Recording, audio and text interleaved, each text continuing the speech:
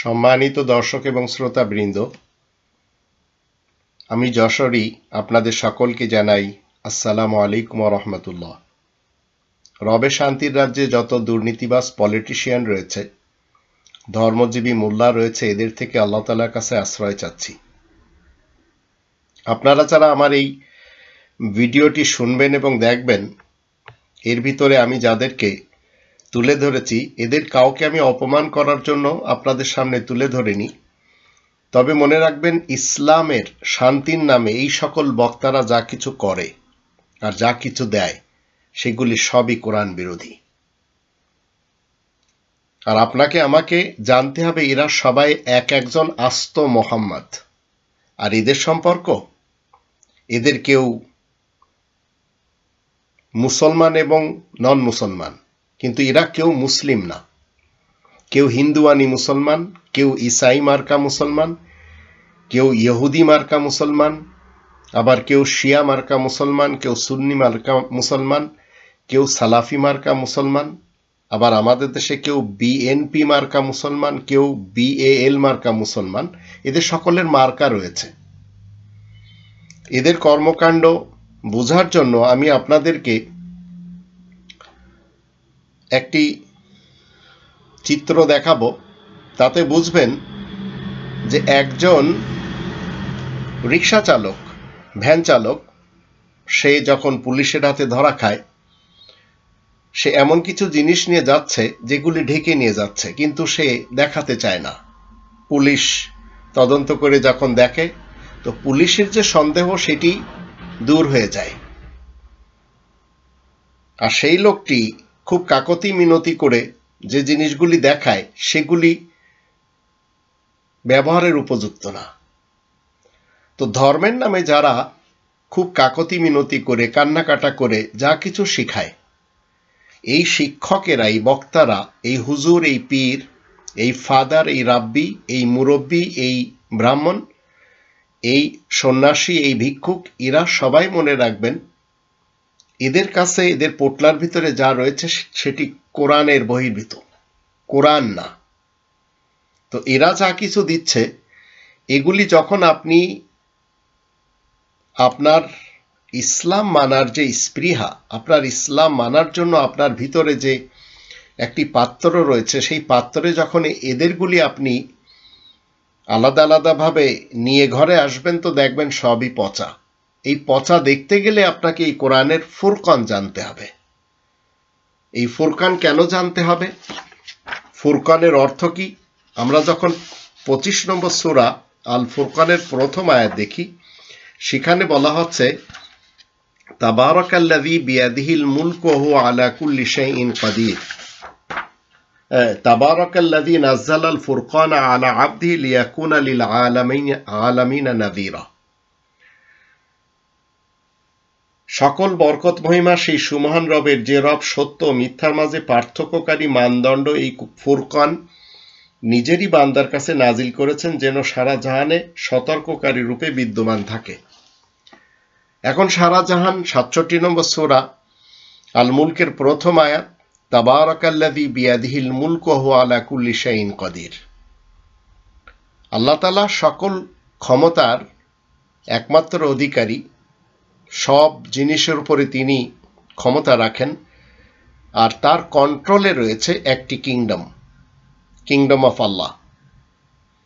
সেই কিংডমে আমরা বসবাস করি, যেখানে আজ মোড়লদের কারণে 214টি দেশ আমরা দেখতে পাচ্ছি।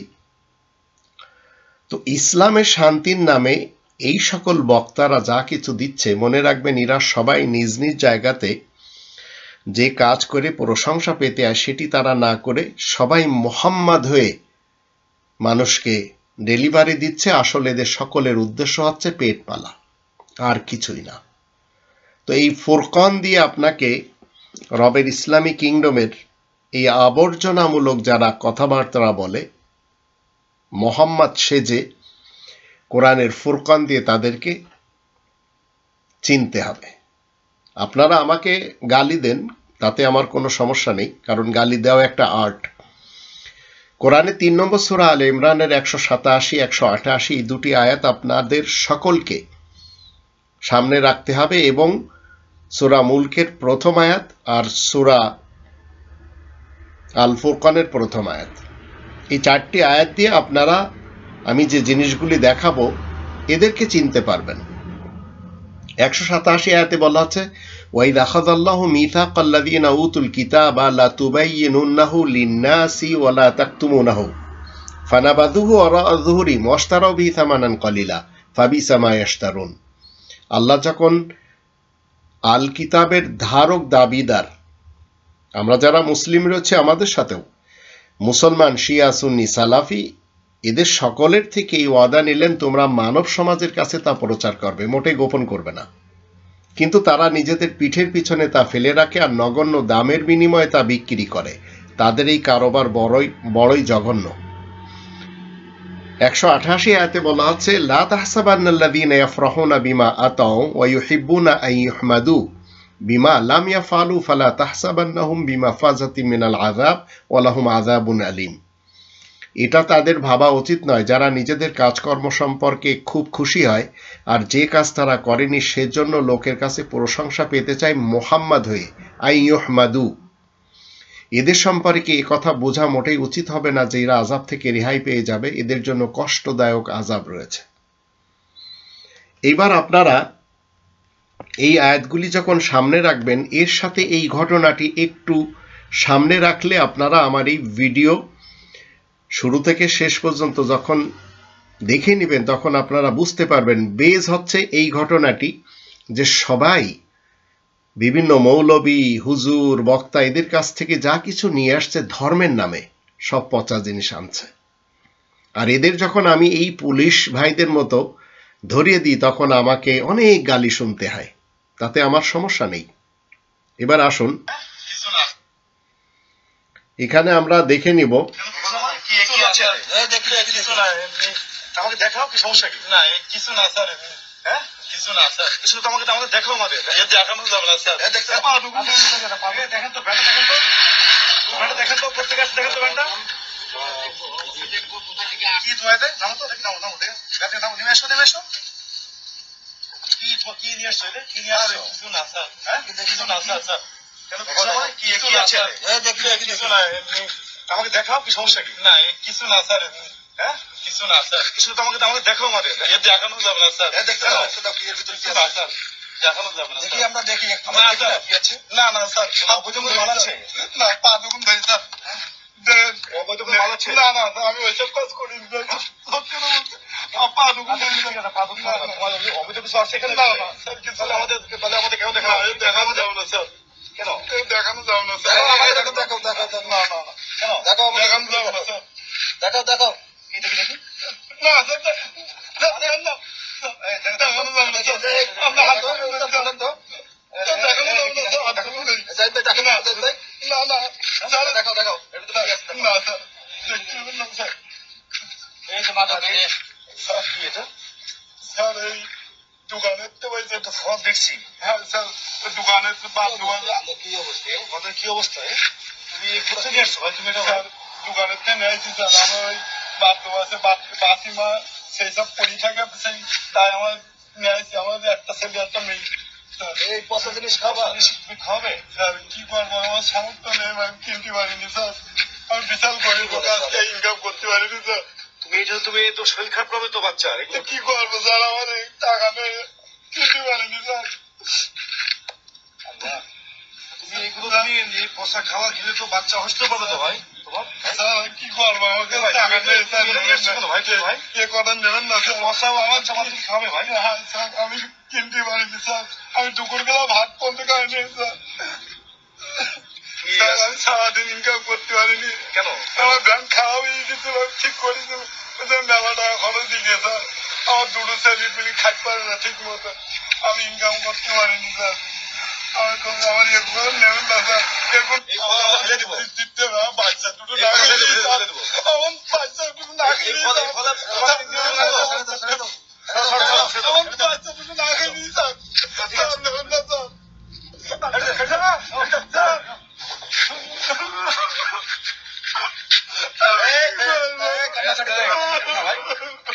ভাই তুমি এদিকে আসো, তোমার কাছে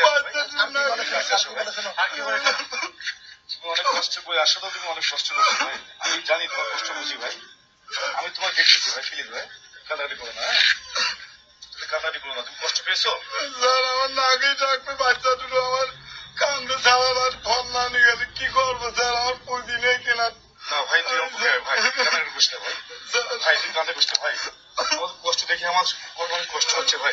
স্যার কি বলে দেখছি ভাই, তোকে আমি দেখছি ভাই, তোকে আমরা দেখছি ভাই, তুই একমাত্র ভ্যানটাই উপার্জন ব্যক্তি, উপার্জনের মানে একমাত্র আস্থা ভাই, আমারটা বুঝি ভাই, কান্দিস না ভাই। আমার বাচ্চা দুটো নাকি থাকতে স্যার,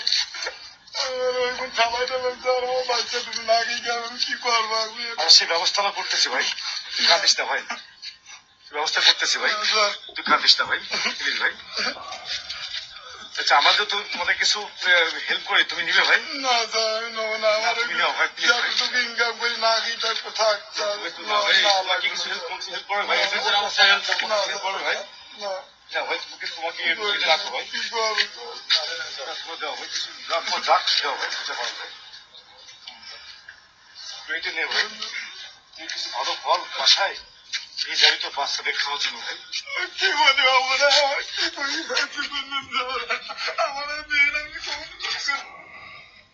আমি ঠিক এই পুলিশ ভাইয়ের মতোই আপনাদের সামনে যত নোংরা ধর্ম রয়েছে, 37টি ধর্ম নিয়ে আমি পড়াশোনা করেছি, কিন্তু আমি যখন দেখি যে এই ধর্মের পরিচালকেরা এই ভ্যান চালকের মতো এরা সবাই পচা জিনিস দিচ্ছে, এই কোরআন বিরোধী জিনিস দিচ্ছে, তখন আমি চেষ্টা করি এই পচা জিনিস যারা দিচ্ছে তাদের চুরির হাতকে, এই পচা জিনিস মানুষকে যারা প্রোভাইড করছে তাদের সেই পচা হাতকে আমি কর্তন করার জন্য চেষ্টা করি। এই পুলিশ ভাইকে আমি ধন্যবাদ দিব যে অন্তত অনিচ্ছাকৃতভাবে হলেও এই ব্যক্তির কষ্টের যে হাত সেটি কেটে দিয়েছেন। আর কোরআন আমাদেরকে 5 নম্বর সূরা আল মাইদার যখন আমরা 2টি আয়াত দেখব সেখান থেকে জানবো যে এভাবেই চোর যদি ধরা পড়ে তো চোরের চুরির হাতকে কেটে দিতে হয়। সে চোর যে কোনোভাবেই, যে কোনো কারণেই, যে কোনো দেশে, যে কোনো সময় করুক না কেন, আল্লাহ রাব্বুল আলামিন 5 নম্বর সূরা আল মাইদার 38 এবং 39 আয়াত দুটি আমরা দেখব। সেখানে আল্লাহ বলেন, ওয়াসারিকু ওয়াসারিকাতু ফাকতাউ আইদিয়াহুমা জাযাআম বিমা কাসাবা নাকালাম মিনাল্লাহ আল্লাহু আজিজুন হাকিম।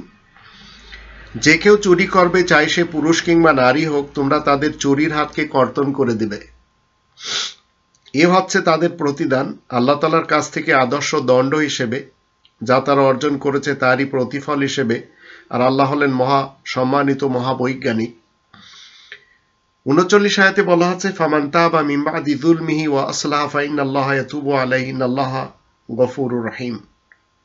জুলুম অনাচারের পরে যে কেউ তাওবা করে ফিরে আসবে, নিজেকে শুধরে নেবে, নিশ্চয় আল্লাহ তাকে মাফ করবেন, আল্লাহ তো বড়ই ক্ষমাশীল দয়াময়। একজন চোর, সে পেটের দায়ে চুরি করেছে, আপনি তার কারণটি কেটে দেন। এই পুলিশ ভাই যে কাজটি করলেন, এই যে পচা জিনিস নিয়ে তার সন্তানদের খাওয়াবে, এনারাও চেক করে যখন দেখলেন যে পেটের দায়ে তার সন্তানদের জন্য নিয়ে যাচ্ছেন, তো চুরির হাতটা কিভাবে কেটে দিলেন? চোরের চুরির হাত কেটে দেওয়া, এটা হচ্ছে ইসলামের শিক্ষা। অতীতে আমরা পড়েছিলাম মহসিন ও চোর, মানে হাজী মোহাম্মদ মহসিন যখন তার ঘরে রাত্রি চোর ধরলেন, তখন সে চোরকে বললেন যে তুমি এত রাত্রি কেন চুরি করতে এসেছো? তিনি বললেন যে আমার বাচ্চারা অনাহারে, কাজও পায়নি। তখন তিনি আরো কিছু খাদ্যদ্রব্য, টাকা পয়সা দিয়ে তাকে বললেন যে তুমি যাও, তোমরা তোমার সন্তানদেরকে এই চাল ডাল খাওয়াও এবং টাকা পয়সা নিয়ে তুমি ব্যবসা বাণিজ্য কিছু করে খাও। এগুলো হচ্ছে ইসলামের, যারা চোর এই চোরদের ধরে চুরির শাস্তি, চুরির হাতকে কর্তন করে দেওয়া। এখন যে সমস্ত লোকেরা সৌদি আরবের বুদ্ধদের মতো বা আমাদের দেশে ধর্মের খোয়ারে যারা এই পচা জিনিস শিক্ষা দেয় কোরআন বিরোধী, তারা এই চোরের হাতকে কেটে দিতে চায়। তো এই হাত কেটে দেওয়ার কথা কোরআনে কোথাও নেই। চোরের কারণটা কেটে দিতে হবে। কারণ মানে চুরির কারণ। আমাদের দেশে রিজার্ভ চুরি হয়ে গেছে। তো রিজার্ভ চুরি হয়ে গেছে, তাতে সেই রিজার্ভগুলি ফেরত আনতে হবে। তাহলে এই চোরদের চুরির হাত কর্তন হয়ে যাবে। যারা দেশের সম্পদ লুটপাট করেছে তাদের সেই কারণগুলি কেটে ভিনদেশ থেকে সেই টাকাগুলি আনতে হবে। এটি হচ্ছে চোরের চুরির হাত কর্তন করে দেওয়া। এখন যদি একজন মানুষ 5 দিরহাম 10 দিরহাম বা $1 $5 বা 10 ইউরো 20 ইউরোর জিনিস চুরি করে বা 2-5 হাজার টাকার, তাহলে তার এই হাত যদি কেটে দেন, তো এই হাতের দাম কি 5,000 টাকা? তো এগুলি আমাদের সমাজে যারা গার্বেজ ধর্মকে প্রোভাইড করে এরা জানে না। এবার আসুন একে একে আমরা দেখব যে ইসলামের নাম নিয়ে, শান্তির নাম নিয়ে যারা শান্তির দোহাই দিয়ে আমাদের দেশে ঘরে ঘরে এই সব জিনিস শিক্ষা দিচ্ছে, এই ফল ফ্রুটের মতো পচা জিনিস যা কিন্তু ফেলে দিতে হয়, কোরআন একটিরও সমর্থন করে না। আর এরা সবাই এমন কাজ করে যে কাজগুলি কোরআন করতে বলে না, আর কোরআন যা না করতে বলে এরা তাই করে। এবার একে একে ভারত উপমহাদেশের আমরা একটু দেখব যে এই লোকগুলি মূলত এরা সবাই ইসলামের লোক না ইসলামের শত্রু হিসেবে কাজ করে চলেছে। এবার আসুন মনে রাখবেন, কোরআন যখন আপনি স্টাডি করবেন তখন দেখবেন এই জগৎটা আল্লাহ তাআলার এই শান্তির রাজ্য, আল্লাহ তাআলার এই ইসলামিক কিংডম, আল্লাহ তাআলার এই শান্তির জগৎ কয়েকজন ভণ্ডরা চালাচ্ছে, দুর্নীতিবাজেরা চালাচ্ছে, দুষ্কৃতিকারীরা চালাচ্ছে। আর তাদের জন্য খাটছে কারা? আর্মিরা খাটছে, পুলিশরা খাটছে, তাদের জন্য এয়ারফোর্স এবং নেভি, এরা সবাই খাটছে শুধু তাদের বাঁচানোর জন্য। কারণ এরা সবাই এক একটা ফেক আস্ত আল্লাহ সেজেছে। যেমন এই মৌলবীগুলো, এই পুরোধগুলো, পাপা ঠাকুর, এই ধর্মের বক্তারা, স্পিকাররা, এরা সবাই এক একটা আস্ত ফেক মোহাম্মদ সেজেছে। এরা রিয়াল মোহাম্মদুর রাসূলুল্লাহ জানে না। তো জগৎটা চলছে মিথ্যার উপরে। আপনি যখন কোরআনের সত্য কথা বলবেন তখন আপনাকে পাগল ছাড়া আর কিছু বলবে না। আমি নিজেও এই ধরনের অপবাদ কন্টিনিউ শুনে চলেছি আমার নিজের ভাই বোনদের পক্ষ থেকেও। এছাড়াও মনে রাখবেন যে আপনাকে আমাকে আমাদের দেশে চলাফেরা করতে গেলে, কারণ আমাদের দেশটি 92% মুসলমান শিয়া সুন্নি সালাফিদের দেশ, কিন্তু যত চোর এদেরই ভিতরে, যত ডাকাত এদেরই ভিতরে, যত দেশদ্রোহী এদেরই ভিতরে। এরা সবাই একটি কনসেপ্ট মানে, সেটি হচ্ছে যে এরা খুব কষ্ট করে টাকা কামাবে না, এরা ফাঁকি ফুকি দিয়ে যেভাবে রিবাখর হয়ে টাকা কামানোর দরকার কামাবে, এবং এরা জানে পরিশেষে পরকালে এদের ফেক নবী, ফেক রাসূল সুপারিশ করে জান্নাতে নিয়ে যাবে। যেমনটি দেখুন এই লোকটি, তিনি কি বলছেন, প্রশ্নপত্র যিনি ফাঁস করেছেন, এবং তিনি বলছেন প্রশ্নপত্র ফাঁসে যা কামিয়েছি সব আল্লাহর রাস্তায় খরচ করেছি।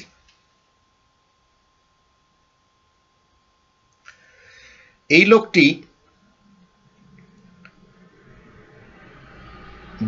লোকটিকে দেখে কেউ কি কখনো ভাববে যে এই লোকটি কখনো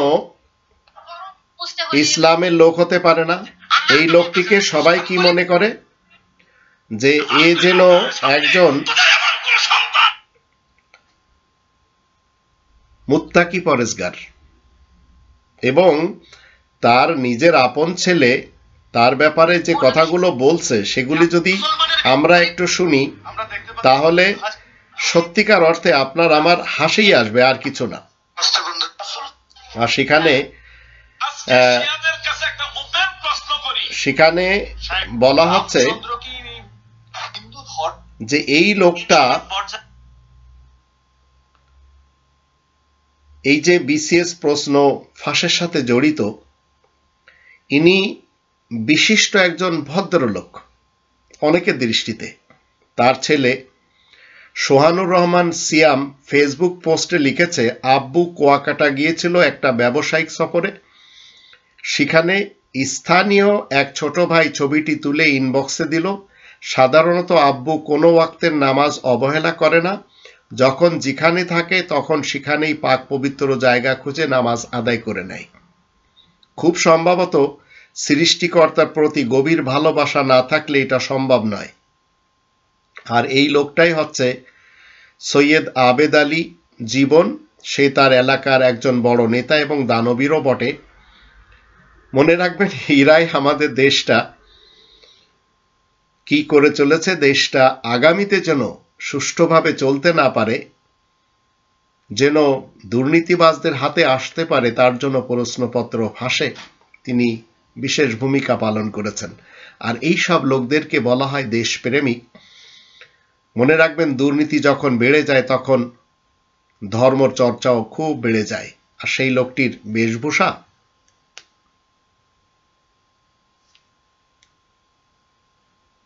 যদি আমরা দেখি আমাদেরই লজ্জা লাগে, কারণ এই টাইপের লোকদের দিয়ে আমাদের দেশের বিভিন্ন সেক্টর ভর্তি হয়ে আছে। এখন যদি আমি মনে করি এরা জাতিকে ভালো কিছু দেবে, তো ভালো কিছু দিচ্ছে না। জাতি যেখান থেকে পড়াশোনা করে এরা সুন্দরভাবে দেশ পরিচালনা করবে, সেই সুযোগ এদেরকে দেওয়া হচ্ছে না। কারণ এদেরকে দুর্নীতিবাজ এবং দুর্নীতি পরায়ণ বানিয়ে দেশের বিভিন্ন সেক্টরে বসিয়ে দেওয়া হচ্ছে। আর তাদের চেহারা এত সুন্দর, আপনার আমার কাছে মনে হবে যে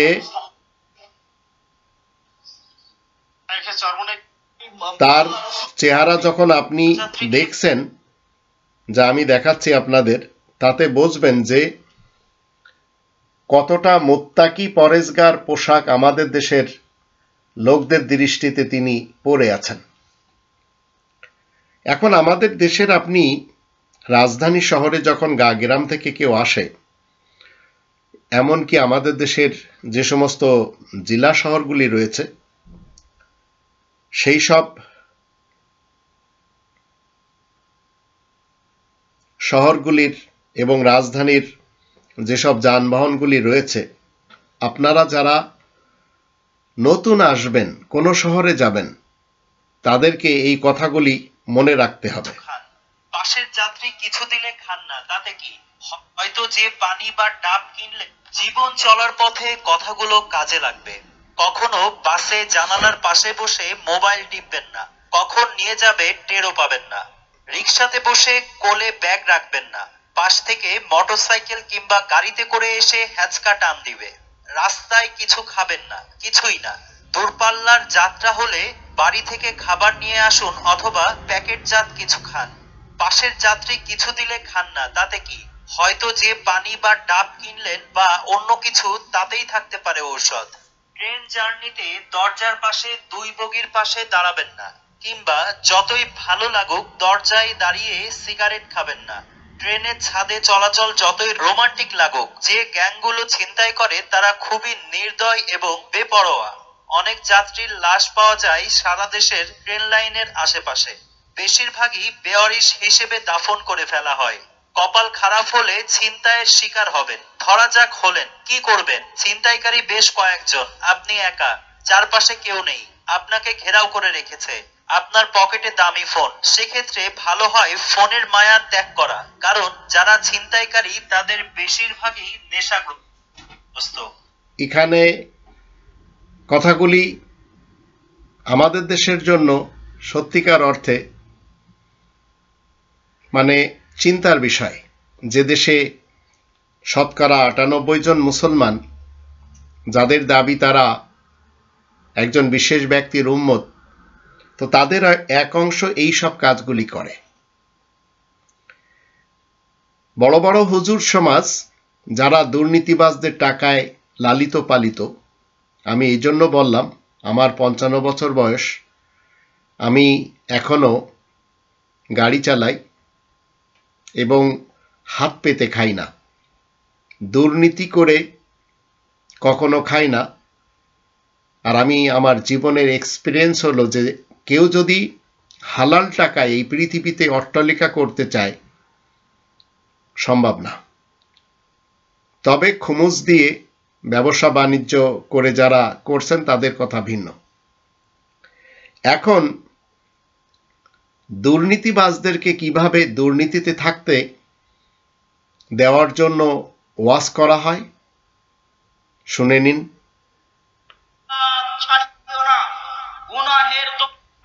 যে তুমি যদি ঘুষখোর হও, ঘুষ খাইসা নামাজ আদায় করো। তুমি যদি সুদখোর হও, কোটি টাকা সুদ খাওয়ার পরে সালাত আদায় করো। তুমি যদি জেনাকারী ব্যভিচারী হও, পতিতালয় থেকে বের হয়ে সালাত আদায় করো।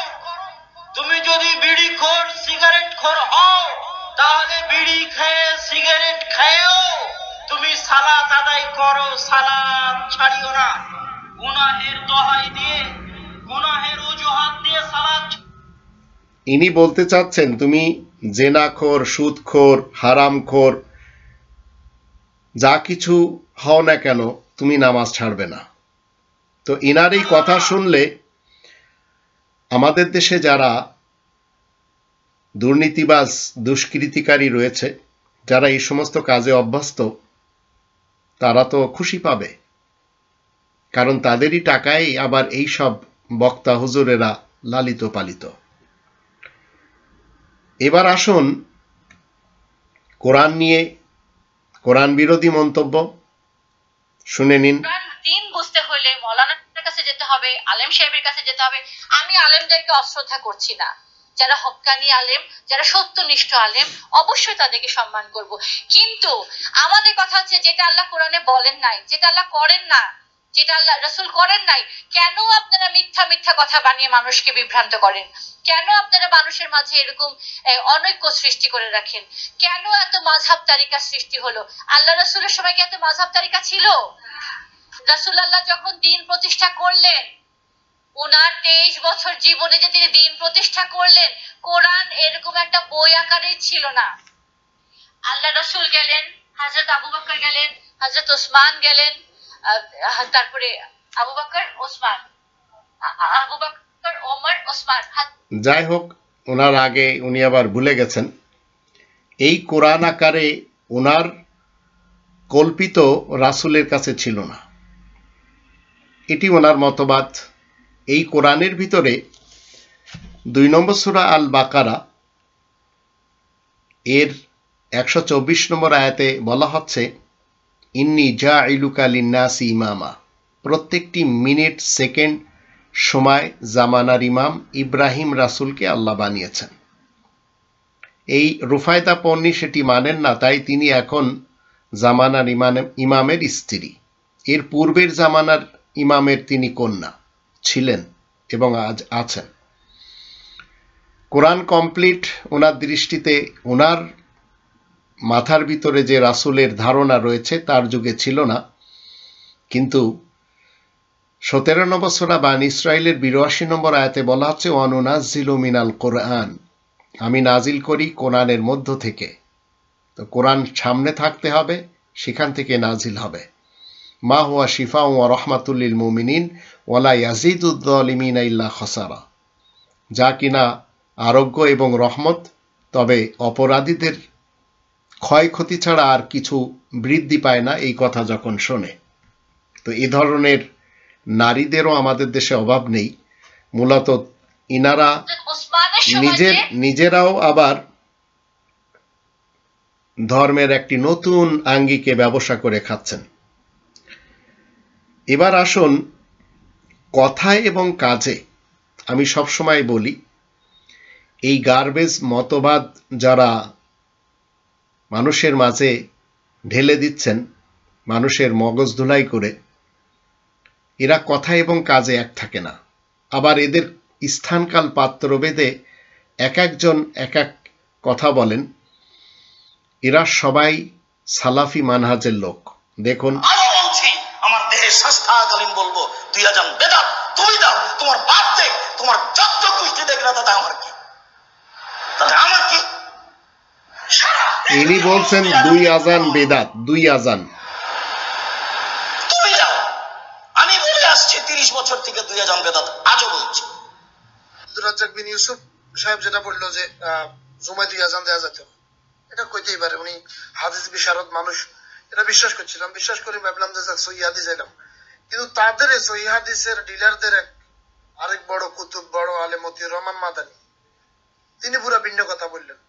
জুমার দিনে 2 আজান মসজিদে চলবে মানে হাদিস দেখাও তো বেটা, কয় লাইন তুমি পড়েছো?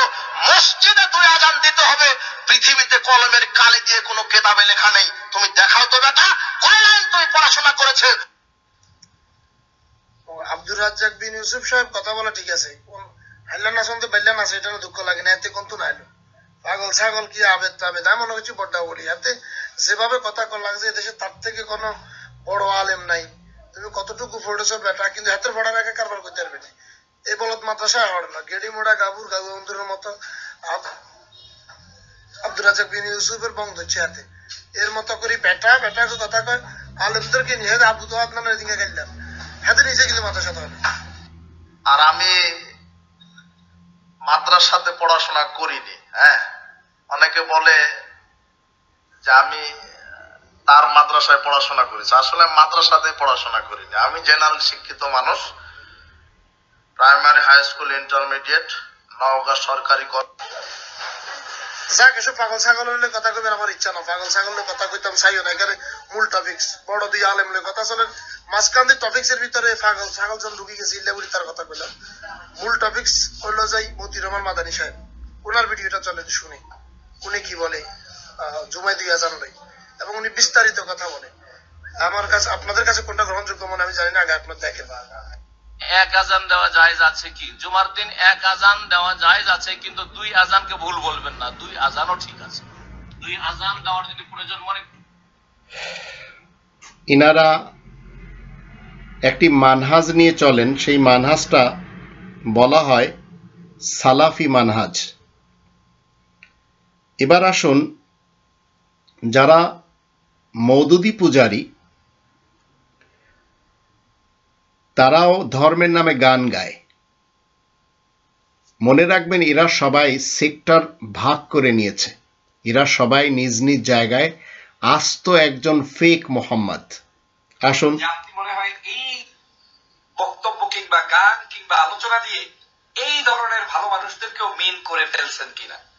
যদি সেটা মিন করা হয় তাহলে নিতান্তই ভুল হবে। বাংলাদেশে ধর্ম এসেছে, ইসলাম এসেছে, এটা তো অস্বীকার করার কোনো সুযোগ নেই যে শাহজালাল ইয়ামিনী রহমতুল্লাহ আলাই, শাহপরান ইয়ামিনী রহমতুল্লাহ আলাই, তাদের মতো বুজুর্গ 360 আউলিয়াদের বুজুর্গদের আগমন এই বাংলাদেশে হয়েছে। কথিত আছে সমগ্র জায়গায় কিন্তু বাংলাদেশের এই আনাচে কানাচে পীর মাসায়। ঠিক বলেছেন আমার পীর, ঠিক বলেছেন না কবির, না বুঝিয়া ভেবা করো নির্বোধেরা। ঠিক বলেছেন আমার পীর, ঠিক বলেছেন না কবির, না বুঝিয়া ভেবা করো নির্বোধ। এই বক্তা ইনি সিলেটবাসীদেরকে খুশি করার জন্য শাহজালালের দোহাই দিলেন, এবং এদেশে ইসলাম এসেছে এদেরই কারণে। মনে রাখবেন, আমাদের দেশে 360 জন যাদেরকে আউলিয়া বা অলি বলা হয়, ইনারা সবাই সুফিইজমের প্রবক্তা ছিলেন। আর এই সুফিইজম যখন আপনি কোরআন স্টাডি করবেন, তখন পাবেন ইসলাম কখনো সুফিইজমকে পছন্দই করে না। আর একজন হুজুর, তিনি কি বলতে চাচ্ছেন, কোরআনের আয়াতকে কি সুন্দরভাবে তিনি মোহাম্মদ সেজে ব্যঙ্গ বিদ্রুপ হিসেবে তাফসির করছেন। আসুন একটু শুনে নেওয়া যাক।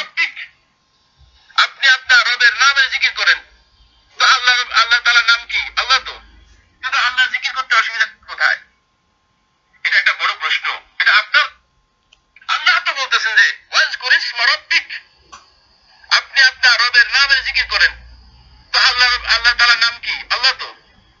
আল্লাহ জিকির করতে অসুবিধা কোথায়?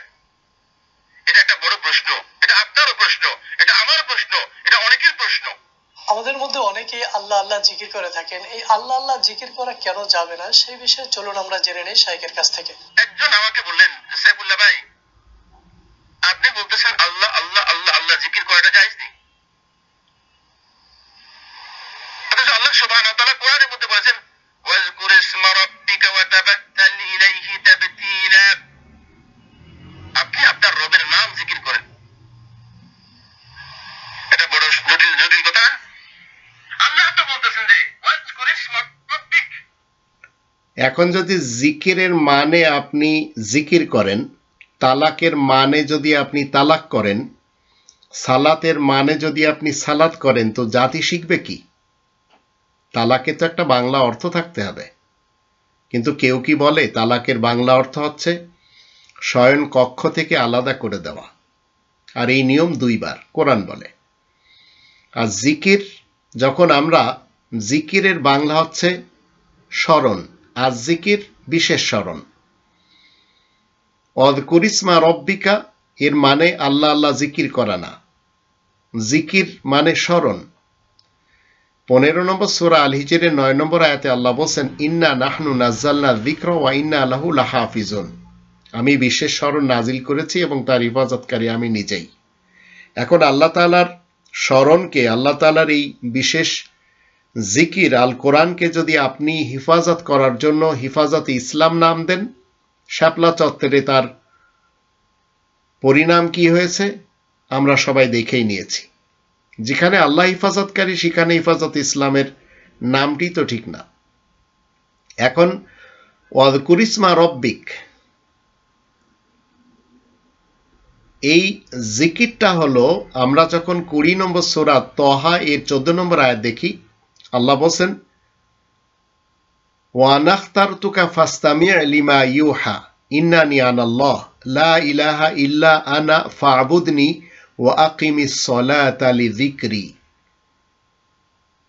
সালাত নামাজ কায়েম করতে হবে আল্লাহ তাআলার শরণার্থে। হালকায় জিকির কোরআনের পক্ষ থেকে না, এগুলি হচ্ছে হুজুরদের পক্ষ থেকে। আবার আসুন, আমাদের মাঝে যারা হিন্দু ভাই বোন রয়েছেন তাদের নিয়ে নতুন একজন বক্তা, তিনি কি বলছেন? মুসলমানের ভিতরেও তো দন্তেশ্ব আছে, মুসলমান না বলে মুহালমান কেন বলতো না?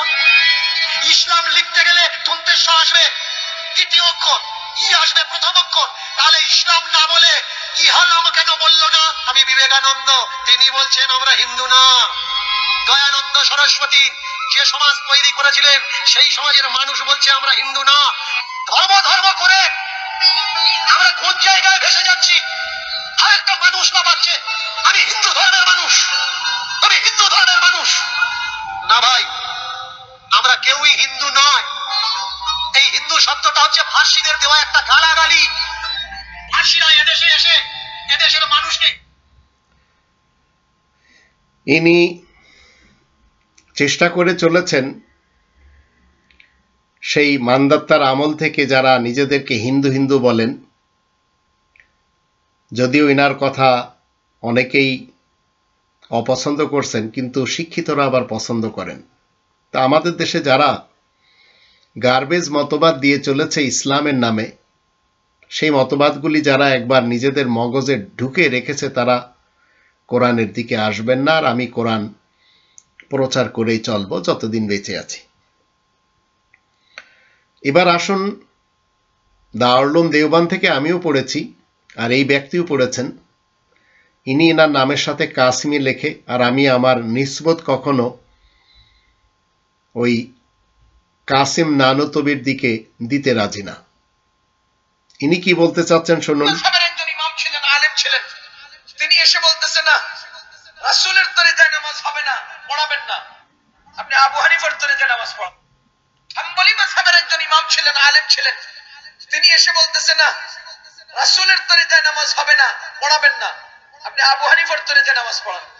সব মুসল্লিরা ক্ষিপ্ত, রাগ, রাসূলের তরিকা ছেড়ে আবু হানিফার তরিকায় নামাজ পড়বো কেন? তো এই হাম্বলি মাযহাবের ইমাম আলেম বলেন, ইমাম সাহেব আপনাকে আমার দুটো প্রশ্ন, এই দুটো প্রশ্নের জবাব দিবেন, এরপরে সামনে অগ্রসর হবেন। প্রশ্ন, আপনি বড় আলেম না আবু হানিফা বড় আলেম? আপনারা বলেন তো। আপনারা না, সারা দুনিয়াতে বর্তমানে যত আলেম আছে সমস্ত আলেমরে একাত্র কইরা পাটলে আল্লাহর কসম আবু হানিফা রাহমাতুল্লাহির ছাত্র আব্দুল্লাহ ইবনে মুবারকের ইলম সমান হবে না। এই সব মতবাদ যারা অতীত হয়ে গেছে এদের নিয়ে তাদেরই উত্তরসূরি বলেন বা তাদের অনুসারী বলেন, এরা এইভাবে নিজেদের মাঠকে গরম রাখে এবং গরম করে।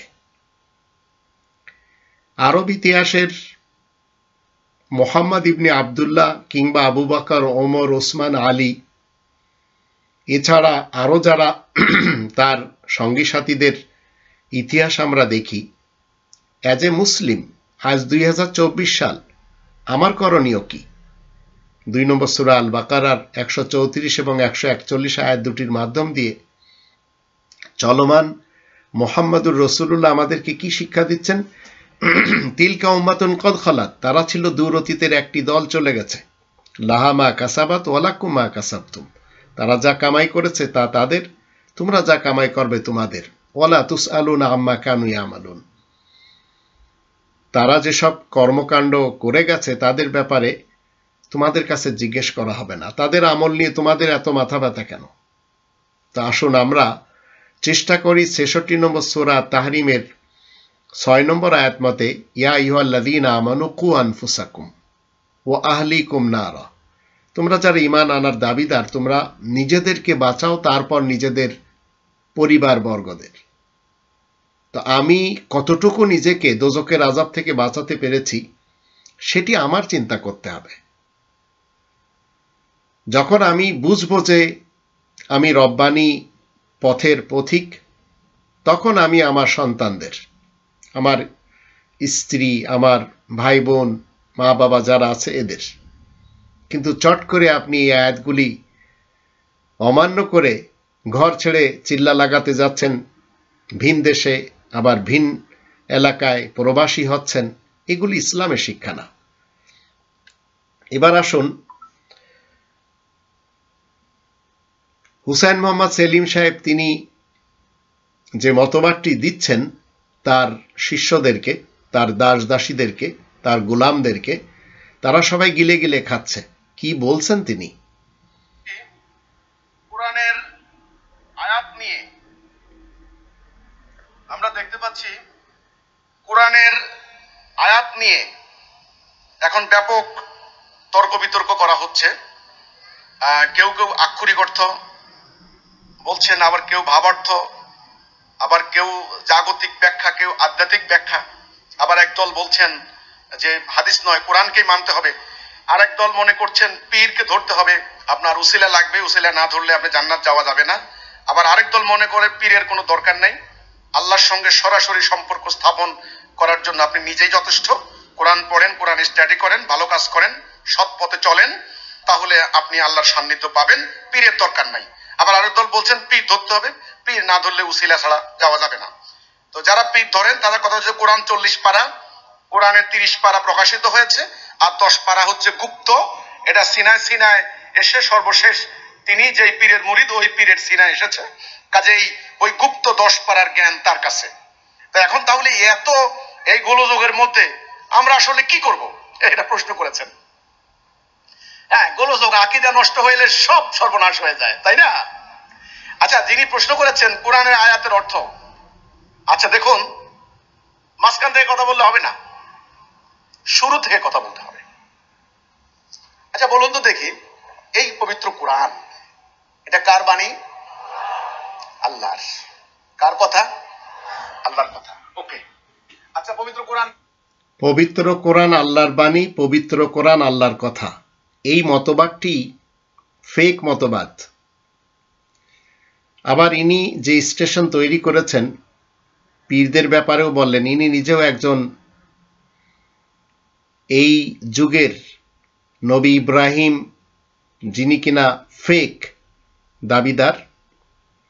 কারণ ইব্রাহিম নবীকে, ইব্রাহিম রাসূলকে আল্লাহ বলছেন ইন্নী জাইলুকা লিন্নাসি ইমামা, 2 নম্বর সূরা আল বাকারার 124 নম্বর আয়াত। সর্বজামানার ইমাম ইব্রাহিম রাসূল, আল্লাহ বানিয়েছেন। ইনিও জামানার ইমাম, ইনাকে আল্লাহ বানাননি, ইবলিস এবং শয়তান কর্তৃক ইনি একজন জামানার ইমাম। ইনি তার গোলামদেরকে, তার দাস দাসীদেরকে কি বলছেন?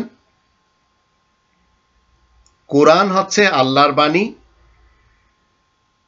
আর কোরআন হচ্ছে আল্লাহর কথা। কিন্তু কখনো ইনি কোরআন পড়েছেন? নিজে পড়তে জানেন না। কোরআনে 69 নম্বর সূরা আল হাক্কা এর 40 নম্বর আয়াতে বলে দিচ্ছে, ইন্নাহু লাকাউলু রাসূলিন কারীম, নিশ্চয় এই কোরআন সম্মানিত একজন রাসূলের মুখের বাণী। আর 43 আয়াতে বলা হচ্ছে তানজিলুম মির রাব্বিল আলামিন, রব্বুল আলামিনের পক্ষ থেকে নাজিল হয়েছে। তো এটি আল্লাহ তাআলার বাণী না। যদি পারেন কনসেপ্টটা ক্লিয়ার করেন। আবার কোরআন আল্লাহ তাআলার কথা না, এটি হচ্ছে 2 নম্বর সূরা আল বাকারার 75 নম্বর আয়াত মতে কালাম আল্লাহ, আল্লাহ তাআলার শব্দ। তো এই মতবাদটিও ইনি নিজের পক্ষ থেকে জাল করে নিজেই ইনি ফেক একজন। হয়েছে কার উপরে? আল্লাহ রাসূলের উপরে। রাসূল আকরাম সাল্লাল্লাহু আলাইহি সাল্লাম ইনি আবার বলছেন যে এই কোরআন নাজিল হয়েছে আল্লাহ রসুলের উপরে। মনে রাখবেন 21 নম্বর সূরা আল আম্বিয়া এর 10 নম্বর আয়াতে আল্লাহ বলছেন, রিয়েল আল্লাহ মুহাম্মাদুর রাসূলুল্লাহর মাধ্যম দিয়ে বর্তমান চলিতকালের 900 কোটি লোকদেরকে লাকাদ আনজালনা ইলাইকুম, অবশ্যই আমি তোমাদের সকলের দিকে নাজিল করেছি কিতাবান, একটি লিখিত কিতাব, ফিহি যিকরুকুম, যার ভিতরে তোমাদের কথা উল্লেখ রয়েছে, তোমাদের উপদেশ রয়েছে। আফালা তাকিলুন, তোমরা কি বুদ্ধি বিবেচনা কাজে খাটাবে না? তো এইভাবে কোরআনের কথাকে বিশ্লেষণ না করে, কোরআনের কথা না বলে এইভাবে মানুষকে পথভ্রষ্ট করে চলেছে এই ধর্মের ঠিকাদার যারা। ইনি তো নতুন একটি ধর্ম তৈরি করেছেন আর তার নাম দিয়েছেন হিজবুত তাওহীদ। এই নামটিও ফেক, কোরআনের কোনো সাপোর্ট নেই। কিন্তু আমাদের দেশের কোরআন বিরোধী একটি সমাজ তার কথা গিলে গিলে খাচ্ছে। এমত অবস্থায় তিনি একজন খুনিদের গডফাদার, তার কারণে তার শিষ্যদের কয়েকজনকে মরে যেতে হয়েছে। আর মেরে দিয়েছে তারই অপোজিশন যারা, তারা। এবার আসুন ফাজাইলে আমল একটি গ্রন্থ, সেটি নিয়ে। দেখেন ফাজাইলে আমল এই জাহিলেরা পড়ে নাই। এখানে কি ফাজাইলে আমল আছে মসজিদে? আছেন? দেখলে একটু দেন না আমাকে, আমি একটু দেখাই। এই বিষয়গুলো আপনাদের কাছে একটু ওয়াজাহাত হবে।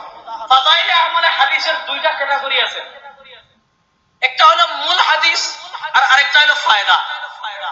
ব্যাপারটা বুঝেন। প্রথমে উনি দিবেন যেমন ফাজাইলে সালাত, ফাজাইলে সালাত দিয়ে মৌলিক হাদিস আনবে 18টা বা 19টা। আনছেন? দেন মাশাআল্লাহ, জাযাকাল্লাহ। এই যে দেখেন, এই যে ফাজাইলে আমল, আমি আপনাদেরকে দেখাই। ফাজাইলে আমল যেমন প্রথম আছে ইনি জাতিকে ফাজাইলে আমলের বৈশিষ্ট্য নিয়ে কথা বলছেন। এই বইটি পূর্বে নাম ছিল তাবলিগে নিসাব, লেখক মৃত্যুর পর নাম হয়েছে ফাজাইলে আমল। আর এটি আমাদের দেশের লোকেরা খুব বেশি পছন্দ করে এবং এটির খুব বেশি প্রিন্টও করা হয় এবং বিশ্ব ইজতেমা টঙ্গীতে, এই টঙ্গীর মাঠে খুব বেশি বিক্রিও হয়। সাদ গ্রুপ এবং জুবায়ের গ্রুপের কিছু ব্যবসায়ীরা কোটি কোটি টাকাও কামায়।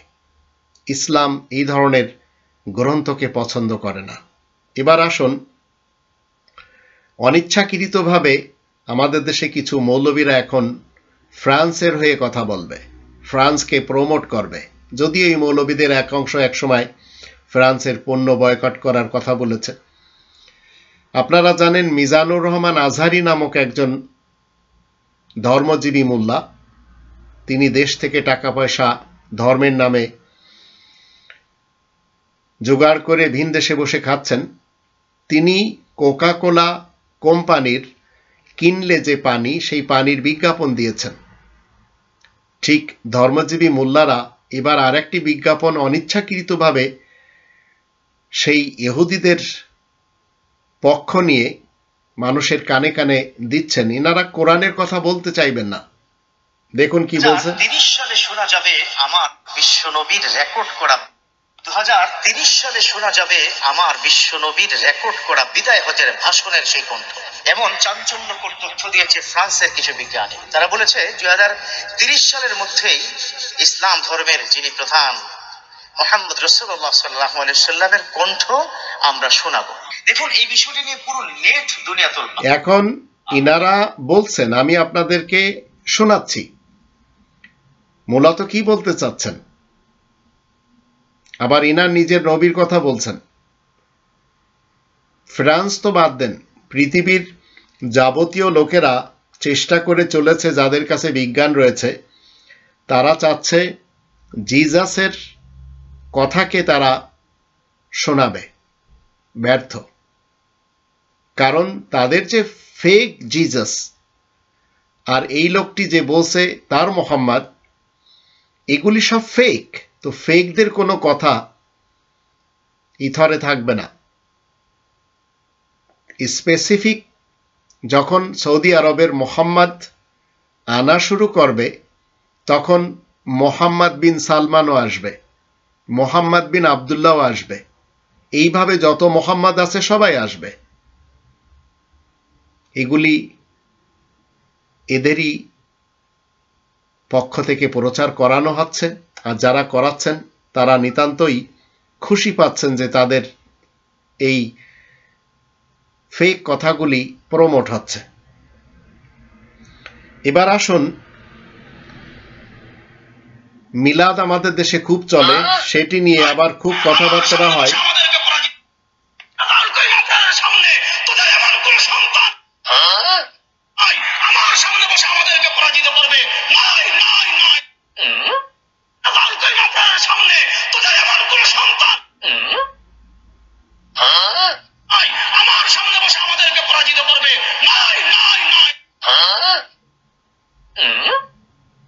আপনারা দাবি করেছেন রাসূলুল্লাহর ইশকে মিলাদ করছেন, কিন্তু রাসূলুল্লাহর ইশক প্রমাণ করতে গিয়ে রাসূলুল্লাহর কলিজায় আঘাত দিয়ে দিচ্ছেন, জাল হাদিস বর্ণনা করে।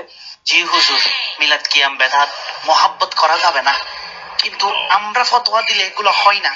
আপনাদের কিতাবের মধ্যে কি লিখছে একটু শুনি। সালাম আলাইকা ইয়া রাসূল, সালাম আলাইকা ইয়া হাবিব, সালাম আলাইকা সালাওয়াতুল্লাহ আলাইকা।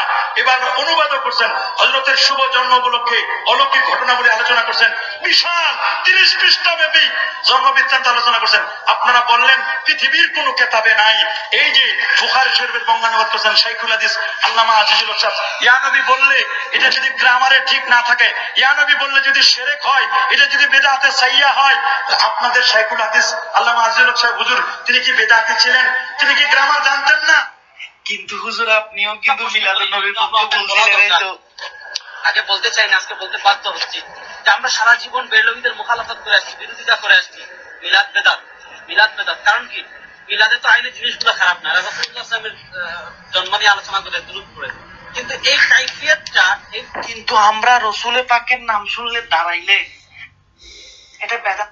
এই সব নিয়ে আপনাদের সময় নষ্ট হচ্ছে আমি জানি, কিন্তু মনে রাখবেন শুরুতে যে আয়াতগুলি আপনাদেরকে আমি তুলে ধরেছিলাম, 5 নম্বর সূরা আল মাইদার 38-39 চোরের চুরির হাত কর্তন নিয়ে, আবার ফেক মোহাম্মদদের নিয়ে 3 নম্বর সূরা আল ইমরানের 186-187 আয়াত দুটিকে সামনে রাখতে হবে।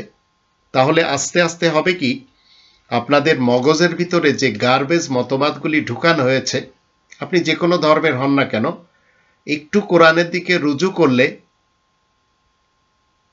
25 নম্বর সূরা আল ফুরকানের প্রথম আয়াত, আল ফুরকানের দৃষ্টিতে সত্য এবং মিথ্যার মাঝে মানদণ্ড হিসেবে যখন আপনি আর আমি এই কোরআন অধ্যয়ন করব, তখন এই ফেক মোহাম্মদের ফেক আকিদাগুলি যা তারা ডেলিভারি দিয়ে চলেছে, এগুলি চলে যাবে। এবার আসুন,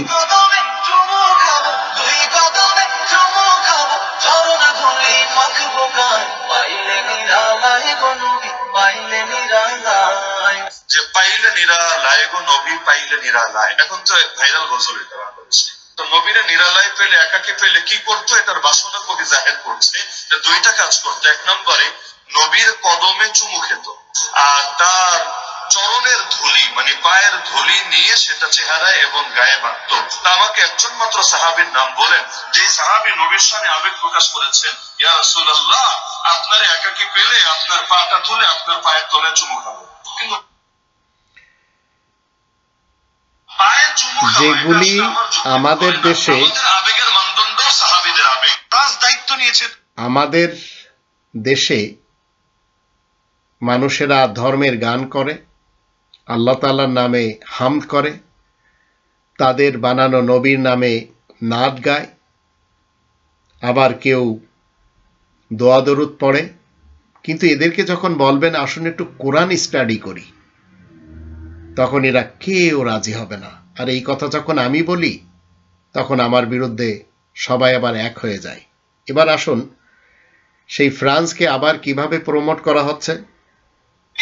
নবী করিম সাল্লাল্লাহু আলাইহি ওয়াসাল্লামের ভাষণ, ফ্রান্স দায়িত্ব নিয়েছে 2030 সনে নবী করিম সাল্লাল্লাহু আলাইহি ওয়াসাল্লামের ভাষণ বক্তব্য সরাসরি আমাদেরকে ডেলিভারি দিবে। ফ্রান্সের ওই কোম্পানির দাবি হচ্ছে আমরা যে কথাগুলো বলে থাকি বাতাসের মধ্যে সেই কথাগুলো থেকে যায়, বিদায় এইভাবে ফ্রান্সকে নিয়ে প্রমোট করা হচ্ছে। আবার এরাই কিন্তু ফ্রান্সকে বয়কট করেছে। তো এরা আবার এই কথাগুলি বলতে যে সেখানে আবার ব্যাখ্যা করছে যে তাদের কথার উপরে বিশ্বাস করা যাবে না, কারণ অনেক, তা আপনাদের সময় আমি নষ্ট করতে চাই না। এবার প্রশ্নপত্র ফাঁস নিয়ে ব্যারিস্টার সুমনও কথা বলেছেন। ইনার বড় আশা ছিল সাইদি সাহেবকে ফাঁসি দেওয়ার ব্যাপারে, ইনি যে সমস্ত কাজগুলি করেছেন বা আরো অন্যান্যদের ব্যাপারে ইনার এখন যে কথা শুনে নিন। এই প্রশ্নপত্র ফাঁসের ঘটনায় কারা কারা অবৈধ সন্তান হিসেবে প্রশাসনে জন্মগ্রহণ করছেন এবং জন্মগ্রহণ করে এখন বিভিন্নভাবে দলীয় তকমা লাগাইয়া ভালো ভালো অবস্থানে আছেন, এইটা আনতে হবে। শুনেন, কোটার জন্য আন্দোলন করে ছাত্ররা, সারা বাংলাদেশের মানুষ কোটার জন্য আন্দোলন করতেছে, কিন্তু এরা কি জানে যে সবচেয়ে বড় কোটা তো হচ্ছে গিয়ে চোর কোটা, এই প্রশ্নপত্র ফাঁসের কোটা। এরা ধরেন অন্যান্য কোটা, মুক্তিযোদ্ধা কোটা, এগুলা নিয়ে আন্দোলন করতেছে, এগুলা নিয়ে আমি বলবো না। এটা ইনার কথা হচ্ছে সবচেয়ে বড় কোটা চোর কোটা। ইনি কিন্তু একজন সাংসদ, সেখানে দাঁড়িয়ে এক একজন চোরের নাম নিয়ে চুরির প্রমাণ দিয়ে তিনি কথা বলতে পারেন, কিন্তু সেটি তিনি কি আদৌ করবেন? কখনো না। তাহলে পিছনে কোনো অপশক্তি কাজ করছে আপনার আমার মাথা নষ্ট করে দেওয়ার জন্য। সেই ভিপি নূরের মতো এই লোকটিও ফেলফেল করছে, কিন্তু এদের পিছনের শক্তিটা যখন আপনি আমি জেনে যাব তখন সত্যি আমরা রিয়ালিটি জানতে এবং বুঝতে তখন আর দেরি হবে না। একজন সাংসদ সংসদে দাঁড়িয়ে তো বলতে পারে অমুক ভোট চোর, তমুক গম চোর, অমুক চাল চোর, অমুক তৈল চোর, অমুক রিজার্ভ চোর, বলতে তো পারে, কিন্তু যেখানে বলার দরকার সেখানে না বলে। এবার আসুন সঙ্গীত হালাল না হারাম সেটি নিয়েও। আমার একটা প্রশ্ন আছে, এই যে আমরা গান গাই সে কারণে অনেক মোল্লা মুরব্বীরা রাগ করে, অকথা কুকথা কয়, মারতিও আসে, কয় যে মুসলমানের গান গাওয়া গুনাহ। মোল্লা মুরব্বীরা যদি সঙ্গীতের হারাম কয় তক্ক করতে যেও না, তক্কে কোথাও পৌঁছানো যায় না। নিজের কান ধরি কইবা হুজুর গুস্তাখি হয়েছে মাফ করেন, আপনার সামনে আর গাবো না, তারপর নিজে মনে গাবা। যারা তৃষ্ণার্ত তাদের সঙ্গীত রূপ সুধা বিলাবা। ইনারা হচ্ছেন সঙ্গীত বাবা বা সঙ্গীত পীর, বা সঙ্গীত নিয়ে ইনাদের খুব বেশি আরাধনা এবং ফতোয়া। আবার মুসলমান সমাজ কিভাবে মূর্তি পূজা করে সেটি নিয়ে আরেকজনের ফেক কথা, তাও বলতে চাই কোরআনের উপরে তিনি আরোপ লাগিয়েছেন, একটু শুনে নিন। বলা হয় কি মুসলমানরা, বন্ধুরা, বলা হয় কি মুসলমানরা নাকি মূর্তি পূজক নয়, তারা মূর্তি ভঞ্জক, কিন্তু কোরআনের মধ্যেই এমন কিছু আয়াত আছে যেগুলো বিতর্কিত। যেখানে মূর্তি পূজার উল্লেখ আমরা পাই, যেখানে মূর্তি পূজাকে সরাসরি সমর্থন না করলেও কিন্তু মূর্তি পূজার সমর্থন পাওয়া যায়। আসুন আমরা সে বিষয় নিয়ে এই যে দুমুখ কথা, মূর্তি পূজা নিয়ে কোরআন আবার সমর্থন করে আবার করে না, আবার তারা খুঁজে পায়। তো এইভাবে প্রত্যেকটি ধর্মের যারা গডফাদার রয়েছে, গড মাদার রয়েছে, এরা এই কোরআনের উপরে নিজেদের গার্বেজ মতবাদগুলি ঢেলে দেওয়ার জন্য হরেক রকমের ফন্দি, দাওপেচ, কলা, আর্ট এগুলি সব ছুটছে।